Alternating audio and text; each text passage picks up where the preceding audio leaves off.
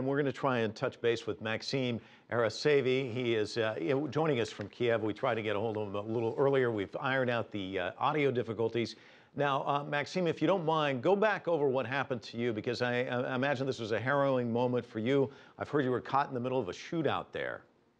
You know, it happened last night, and basically, unfortunately, it was a common story for this neighborhood because you see those pictures from the Independence Square with fire and the basically dramatic standoff. But at the same time, the main story is developing just a couple of blocks away, basically where I am right now, and a lot of pro-government thugs that are working from undercover from police.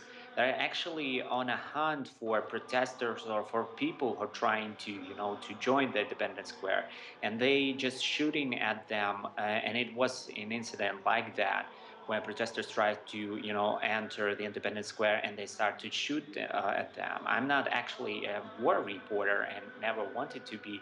So for me, it was very a stressing experience to heard those bullet sounds right in the middle of Kiev. It's a very peaceful city, traditionally with low tolerance to any kind of violence. So it's quite shocking.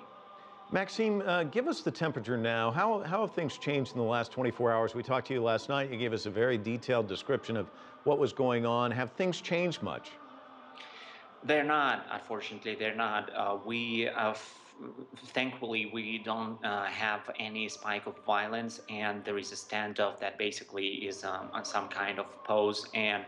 But meanwhile, opposition leaders and President Yanukovych negotiated some kind of a truce that will basically will shoot long.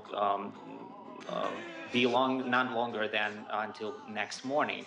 But it's a kind of feeling of deja vu because we saw that a month ago when many Western provinces revolted and death was seen on Kiev streets, and then opposition leaders and President Yanukovych negotiated a truce, and it didn't last for long, and the result of that was much more violence and a lot more deaths in Kiev. Maxim, do you feel safe to go out, or I mean, is the area itself just very unstable now?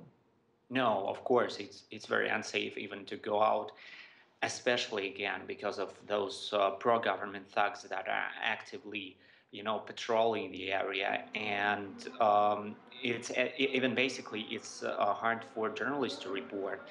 Yesterday night, just one block away, a reporter was shot dead by those thuggish-looking people just in the middle of street. It wasn't even on Independence Square. So basically, the atmosphere of fear in Kiev persists, and people are quite scary.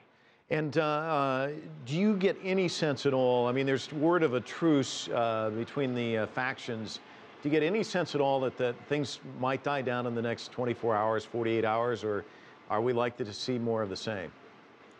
It's quite, you're right, it's quite actually very important 24 hours, next 24 hours, because unfortunately, both sides, they not ready to take any kind of responsibility for what is happening right now in Independence Square, because a lot of protesters are using firearms against policemen, and opposition is not ready to condemn those kind of attacks. And also the main thing that President Yanukovych is obviously not ready to take any kind of responsibility for what's happening, for violence from policemen, riot policemen, and from acting for those thuggish groups that are acting under cover of police. Someone should take this first step, and nobody actually is ready to do this. Maxim Eristravi, on the ground there in Kiev for us, a journalist there. Thank you so much for joining us. Certainly appreciate it.